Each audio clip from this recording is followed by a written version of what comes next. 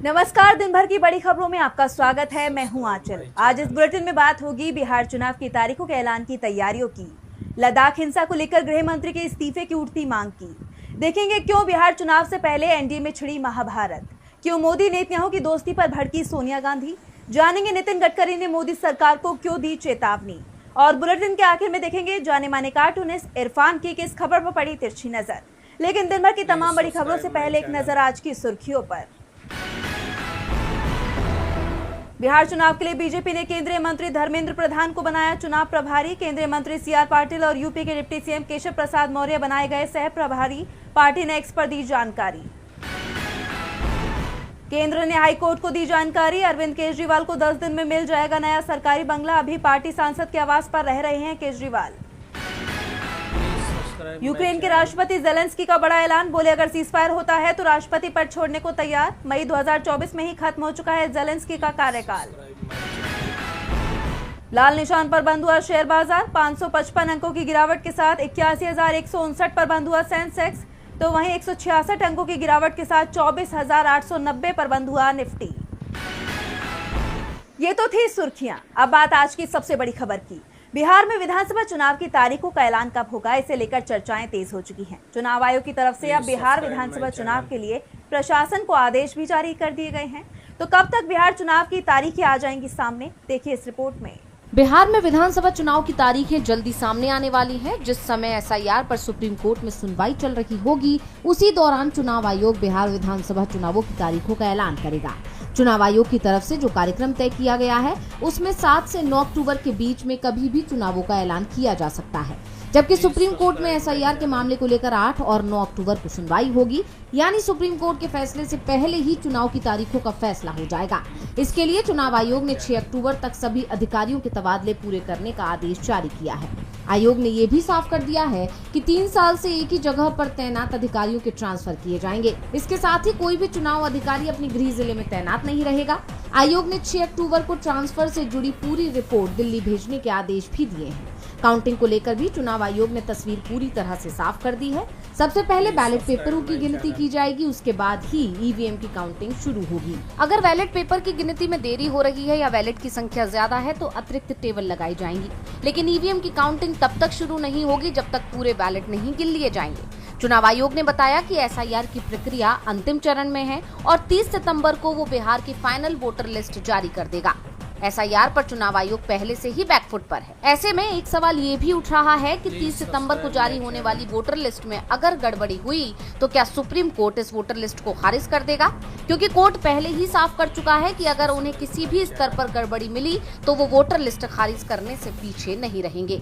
साफ है, चुनाव आयोग बुरी तरह से घिरा हुआ है और इसीलिए देश में अब दूसरे राज्यों में एसआईआर की प्रक्रिया को लेकर उसने नियम बदल दिए हैं। अब एसआईआर शुरू करने से पहले सभी राज्यों के मुख्य निर्वाचन अधिकारियों को राजनीतिक पार्टियों के साथ बैठक करने का निर्देश दिया है, जबकि बिहार में चुनाव आयोग ने एसआईआर के आदेश बिना किसी से बातचीत किए दे दिए थे। बिहार चुनाव से पहले चुनाव आयोग दबाव में दिखाई दे रहा है, तो मोदी सरकार भी दबाव में दिखाई दे रही है। मणिपुर हिंसा को लेकर तो वो पहले से ही विपक्ष के निशाने पर रही है, और अब जिस तरह से लद्दाख में हिंसा भड़क उठी, उसने मोदी सरकार की नीतियों पर बड़े सवाल खड़े कर दिए हैं। तो सरकार अब इस मामले में शांतिपूर्ण प्रदर्शन करने वाले पर्यावरणविद सोनम वांगचुक को ही जिम्मेदार मान रही है। तो क्या है पूरा मामला, जानने के लिए देखिए ये रिपोर्ट। लद्दाख के लिए पूर्ण राज्य के दर्जे की मांग पहले से ही उठ रही है। सोशल एक्टिविस्ट सोनम वांगचुक पिछले 15 दिन से हड़ताल पर बैठे हुए थे, लेकिन मोदी सरकार उनकी मांग मानने को तैयार नहीं थी।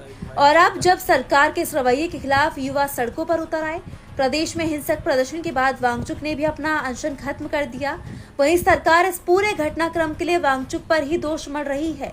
गृह मंत्रालय ने देर रात बयान जारी कर कहा कि वांगचुक ने भड़काऊ बयान से भीड़ को उकसाया, हिंसा के बीच अपना उपवास तो तोड़ा, लेकिन हालात काबू करने की कोशिशों की जगह एम्बुलेंस से अपने गांव चले गए। उन्होंने अरब स्प्रिंग शैली और नेपाल में जेनजी विरोध प्रदर्शनों का जिक्र करके लोगों को गुमराह किया।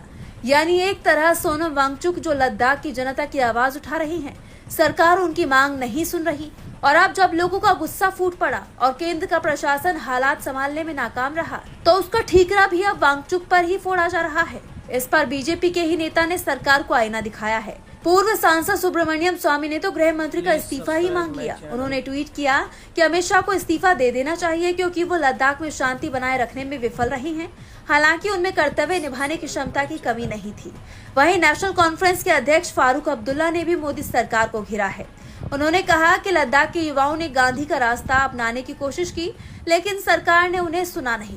परिणाम स्वरूप वो हिंसा की तरफ मुड़ गए।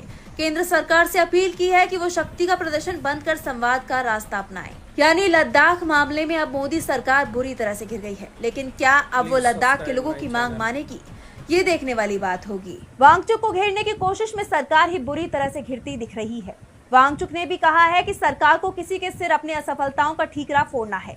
कोई भी नहीं मिलेगा तो ये मेरे सिर फोड़ दिया जाएगा। मोदी सरकार अपनी असफलता छिपाने की कोशिश कर रही है, जिसे लेकर बीजेपी के अंदर भी सवाल उठ रहे हैं। तो सवाल एनडीए के अंदर भी उठ रहे हैं, खास तौर पर बिहार विधानसभा चुनाव को लेकर। तो कैसे बिहार में बुरी तरह से घिरता दिख रहा है एनडीए, देखिए इस रिपोर्ट में। बिहार विधानसभा चुनाव से पहले एनडीए में सब कुछ ठीक नहीं चल रहा है। मुजफ्फरपुर के गाय घाट में आयोजित एनडीए कार्यकर्ता सम्मेलन में टिकट दावेदारों के समर्थकों के बीच जमकर बवाल हो गया, जिसके बाद सम्मेलन का मैदान जंग का मैदान बन गया।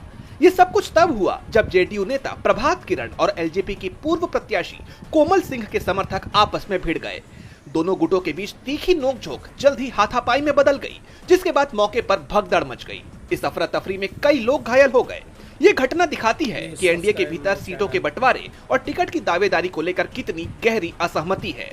मंच पर मौजूद नेताओं के सामने ही प्रभात किरण और कोमल सिंह के बीच तीखी बहस हुई, जहां टेबल पलट दिए गए और कुर्सियां तोड़ दी गई। इस दौरान मंच पर जेडीयू विधान पार्षद दिनेश सिंह, एलजेपी सांसद वीणा देवी और कई वरिष्ठ नेता मौजूद थे, लेकिन वो स्थिति को कंट्रोल नहीं कर पाए। ये घटना बताती है कि बिहार चुनाव से पहले एनडीए के भीतर किस कदर घमासान मचा हुआ है। नेताओं के समर्थकों के बीच इस तरह का टकराव गठबंधन की एकता पर सवाल खड़े करता है। ये घटना दर्शाती है कि अगर समय रहते इस मतभेद को नहीं सुलझाया गया तो इसका खामियाजा पूरे एनडीए को चुनाव में भुगतना पड़ सकता है, जिससे एनडीए के लिए बिहार चुनाव की राह मुश्किल हो सकती है। एनडीए के अंदर घमासान मचा हुआ है। सहयोगियों को एक दूसरे पर भरोसा नहीं दिख रहा है। एनडीए बुरी तरह से सवालों में घिरा दिखाई दे रहा है। तो सवाल मोदी सरकार की नीतियों पर भी उठ रहे हैं, खासतौर पर विदेश नीति पर। विपक्ष पहले ही ये दावा करता रहा है कि मोदी सरकार की नीतियों के चलते दुनिया में भारत का कोई दोस्त नहीं बचा है, और अब सोनिया गांधी ने सरकार की फलस्तीन नीति पर सवाल उठा दिए हैं। तो क्या कुछ कहा सोनिया गांधी ने, देखिए इस रिपोर्ट में। गजा की जंग पूरी दुनिया में एक ज्वलंत मुद्दा बना हुआ है। संयुक्त राष्ट्र से लेकर आपात बैठकों तक इजरायल के खिलाफ कड़े एक्शन की मांग उठ रही है, लेकिन भारत अब भी इस जंग को लेकर तटस्थ नजर आ रहा है। और अब मोदी सरकार के इस चुप्पी पर देश में सवाल खड़े हो गए हैं। कांग्रेस संसदीय दल की अध्यक्ष सोनिया गांधी ने एक लेख लिखकर फलस्तीन मुद्दे पर मोदी सरकार की नीतियों की कड़े शब्दों में आलोचना की है। उन्होंने लिखा कि गजा जंग पर सरकार की प्रतिक्रिया और गहरी चुप्पी मानवता और नैतिकता दोनों का परित्याग है। अब भारत को नेतृत्व का परिचय देना चाहिए, लेकिन मोदी सरकार के कदम प्रमुख तौर पर भारत के संवैधानिक मूल्यों या उसके सामरिक हितों के बजाय इजरायली प्रधानमंत्री बेन्यामिन नेतन्याहू और पीएम मोदी की निजी दोस्ती से प्रेरित महसूस होते हैं।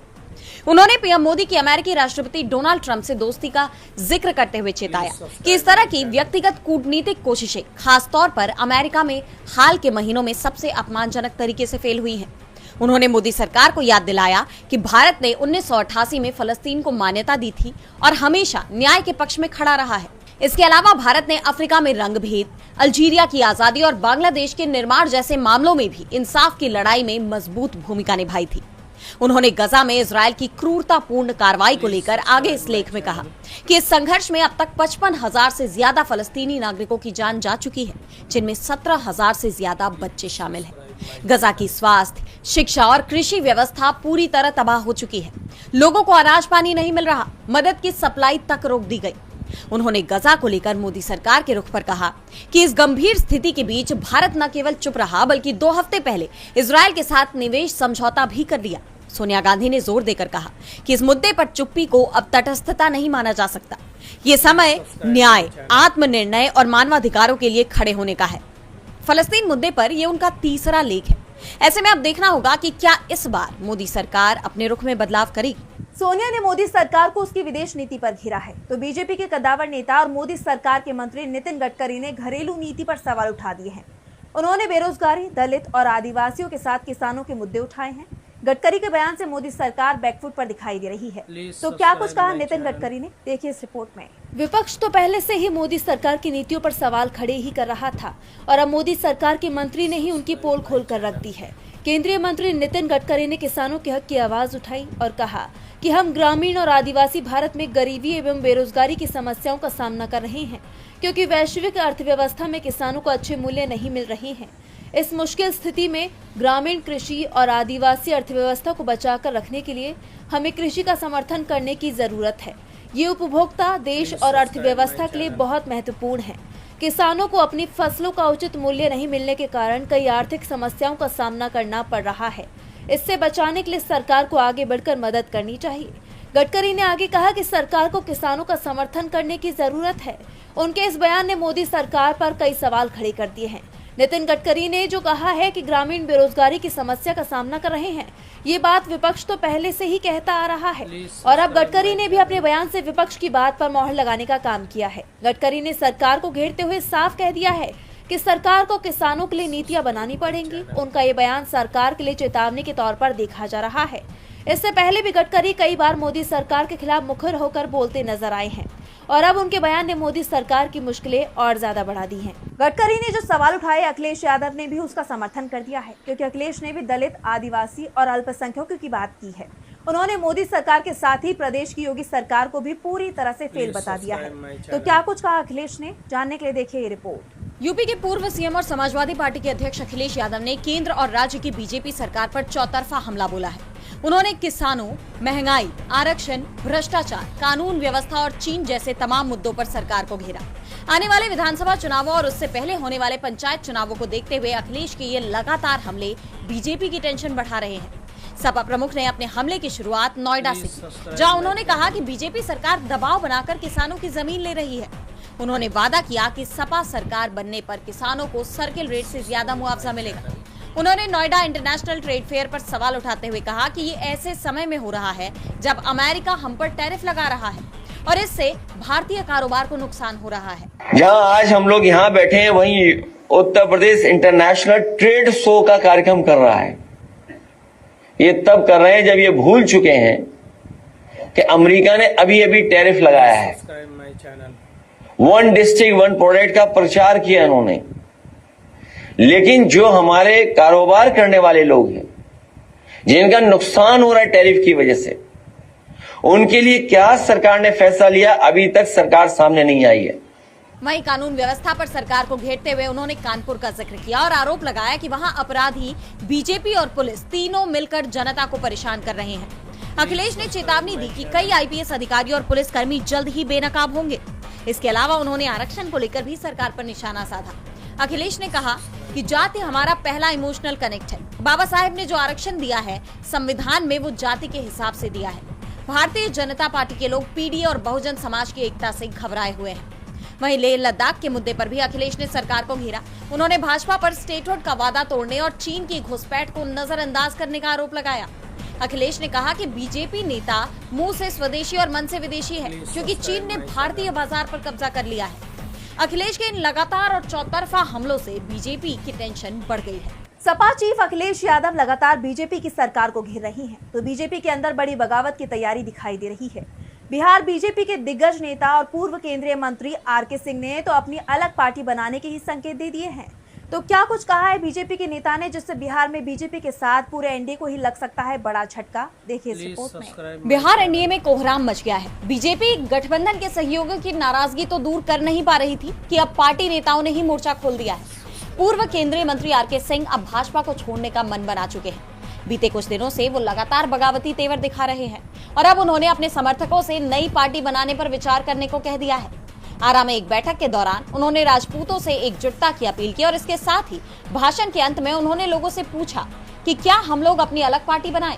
इस पर आप लोग विचार कर लें, विचार करके बताएं। यानी एक तरफ उन्होंने राजपूतों को एकजुट होने का कहते हुए बीजेपी को अपनी ताकत का एहसास कराया है और साथ ही ये संकेत भी दे दिया कि बिहार विधानसभा चुनाव से पहले वो अपनी अलग पार्टी बना सकते हैं। दरअसल 2024 लोकसभा चुनाव में आरा से अपनी सीट गंवाने के बाद से ही वो खुद को पार्टी में साइडलाइन महसूस कर रहे हैं। ऐसे में अब विधानसभा चुनाव से पहले वो बीजेपी को अपनी शक्ति का एहसास दिलाने में जुट गए। पहले उन्होंने जनसुराज पार्टी के प्रमुख प्रशांत किशोर के आरोपों को लेकर डिप्टी सीएम सम्राट चौधरी और बीजेपी के प्रदेशाध्यक्ष दिलीप जायसवाल जैसे नेताओं से इस्तीफा मांगा। फिर राजपूतों को एनडीए सरकार में उपेक्षित बता रहे हैं, यानी अपनी ही पार्टी पर वो हमलावर हो गए हैं। राजपूत समाज बीजेपी के कोर वोटर में गिना जाता है। ऐसे में अगर बिहार चुनाव से पहले अपने समर्थकों के साथ आरके सिंह नई पार्टी बना लेते हैं तो ये बीजेपी के लिए बड़ा झटका साबित होगा। आगामी चुनाव में उसका गणित गड़बड़ा सकता है। और बुलेटिन के आखिर में देखेंगे जाने माने कार्टूनिस्ट इरफान की किस खबर पर पड़ी तिरछी नजर।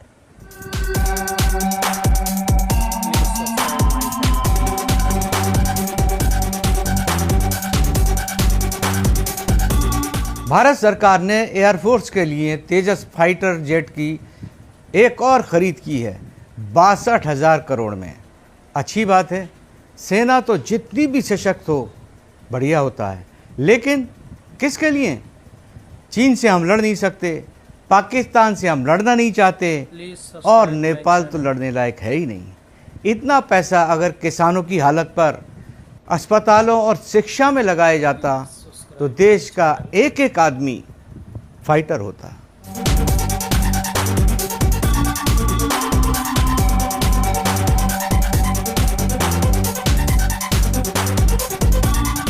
बहुत बहुत शुक्रिया इरफान जी। तो आज इस बुलेटिन में बस इतना ही। आप देखते रहिए डीवी लाइव। नमस्कार।